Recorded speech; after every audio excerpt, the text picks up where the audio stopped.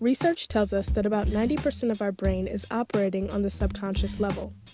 This means that all of this control over our thoughts and feelings we think we have may not be so simple. Historically, we've thought that the brain reached its maturity around our mid-20s. However, modern science has discovered this concept of neuroplasticity, which highlights the idea that our brain is constantly being reshaped throughout our lives by our experiences and our thoughts. So basically, we're learning that we have to think of our brain as if it were a muscle, and know that what we focus on and bring our awareness to determines which brain networks will strengthen and which will weaken.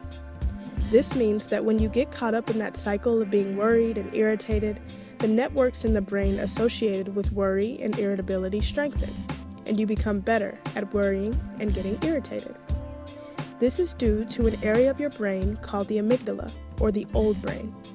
The amygdala houses our fight, freeze, flight centers and goes to work whenever our stress response is activated. And our stress response is activated anytime we feel that something is out of our control. The amygdala releases hormones and chemicals like adrenaline and cortisol, and too much of these hormones will have us all out of whack. Same thing goes for if you practice being calm, focused, and relaxed. The parts of your brain that are associated with calm and focus get stronger. This is due to an area of your brain called the prefrontal cortex, or what we call the new brain, because it was the last to develop in our evolution. This part of our brain is responsible for things like concentration and emotions. It allows us to act instead of react, to know when we're feeling overwhelmed or when we should feel empathetic towards others. So you can start to see why stress affects us so much. If you're constantly bombarded with the things that cause you to feel sad, worried, anxious, afraid, and like nothing is being done to address those emotions, naturally, those emotions get stronger. This is where choices come in. You have to decide which parts of the brain you want to get stronger and take intentional steps to exercise that area. It stands to reason that if you would like to be more calm, you should practice being calm. If you would like to be more patient, practice being patient.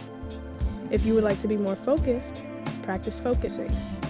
This is the power of cultivating a stress management and self-care practice. We have an opportunity to play an active role in changing the structure of our minds. Just like we can lift weights to buff up our arms, we can reshape our brain through concentrated practices like mindfulness, meditation, and yoga. These different types of tools help us with the ability to process our emotions, strengthen our ability to concentrate, and build awareness in different environments.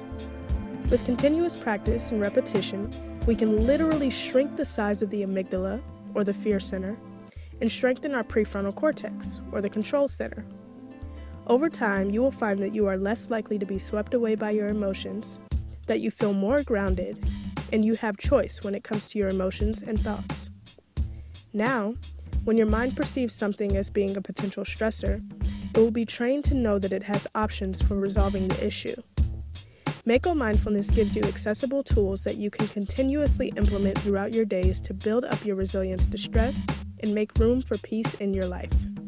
Create a great day.